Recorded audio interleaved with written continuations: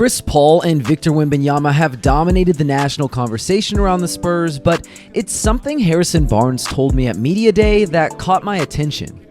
Yeah, I think in my 2 weeks, the one guy I definitely would love to shout out is Blake. I thought he's done an unbelievable job just picking up guys defensively, full court, getting active, getting steals. And that's exactly what Wesley's done through 2 preseason games. The third-year combo guard has picked up ball handlers 94 feet, providing suffocating ball pressure, making his man uncomfortable, and creating chaos in the passing lanes when opponents get too nonchalant with their deliveries. Wesley epitomizes hustle, watch as he covers Franz Wagner long enough for his teammates to enter the picture before baiting Paulo Banchero into throwing the ball into what he believed was a sure window to a backdoor bucket. Blake also has the wheels to transform any turnover into instant offense, and that blistering straight line speed is lethal in the open court, as demonstrated by this impressive and one. Even though he gets caught on this pin down and bites ever so slightly on this pump fake, Wesley has the lateral mobility to slide with Cole Anthony and widen his driving angle, which ultimately causes him to cough up the rock. And once the Spurs are on the break, Blake has the wherewithal to engage Caleb Houston long enough to swing it to Malachi Branham for an advantageous look from the corner that hits the bottom of the net. Blake is relentless, and with the Magic letting their guard down after a made basket, he uses this opportunity to swoop in from behind for yet another steal, finding Stephon Castle up top, who gets to the line with San Antonio in the bonus. Even with Orlando outnumbering him 3-1 after swarming Barnes, Wesley refuses to roll over, perfectly timing the strip block on Banchero, but spoiling the fast break with this unhinged lob that's somehow too high for Wemby to corral. Yet for all the positives, Wesley can be reckless on both ends. While he seamlessly switches onto Paolo, stifles him at the elbow, and forces a kick out, a careless contest results in 3 free throws for Jett Howard instead of a hopeless prayer and much needed stop at the end of the shot clock. Though he can get in too much of a hurry, his speed is his greatest asset when properly employed, and once he puts on the afterburners and draws a second defender, Malachi has a clean runway to attack baseline.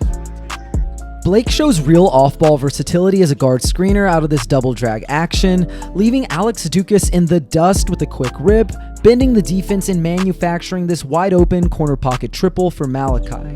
And we'll continue to see how the Notre Dame product effortlessly generates openings with his blistering first step on the ensuing possession. Watch as he comes down with this defensive rebound, pushes the pace in transition, commands extra attention, and once again connects with Branham when AJ Mitchell sinks into the paint to deter a potential drive. Wesley is near instant offense when he reels in a board, no one can beat him in a foot race, and closing gaps to prevent dribble penetration only generates daylight for surrounding shooters. Blake is a blur, and he's steadily learning how to leverage that tool in a half-court setting. So let's go ahead and slow things down here.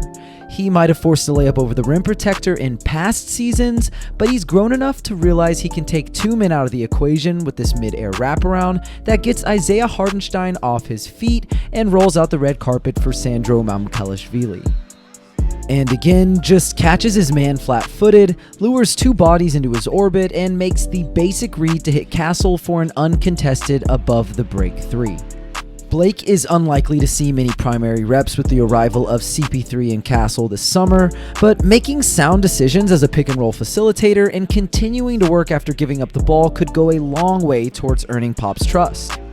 Having composure under pressure is mandatory for every lead guard, and while that won't be his role for the Spurs anytime soon, it was refreshing to see Wesley remain calm in the face of a hard hedge and whip a pristine pocket pass to Castle so he could do damage on the short roll with a lob to Sissoko. But that alley-oop didn't count because of a somewhat questionable charging call. Regardless, Blake is proving the game has slowed down for him. Rather than driving blindly into traffic, he pulls over to the sideline to survey the court before leading Castle into the paint for a pair of free throws. Blake can shift defenses with the ball in his hands in certain situations, but let's slow things down on this horns out set from the Spurs.